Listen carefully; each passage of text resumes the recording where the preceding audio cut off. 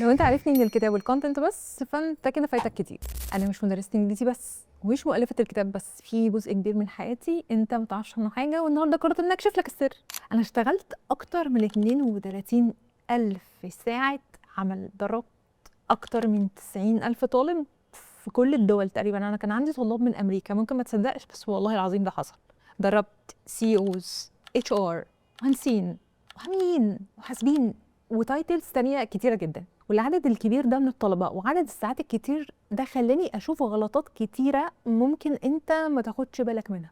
غلطات مهمة في اللغة خلتني اتعلم احلها في اسرع وقت. دراستي للانثروبولوجي مع الانجليزي خلتني مش بس افهم قواعد، ولكن انا يفرق معايا ومهم بالنسبه لي جدا سيكولوجيه التواصل نفسها. ليه في ناس شاطره جدا في التك اول ما تدخل ميتنج لسانها يتربط، وليه في ناس تانية كلمه واحده منها تعرف تاكل الجو.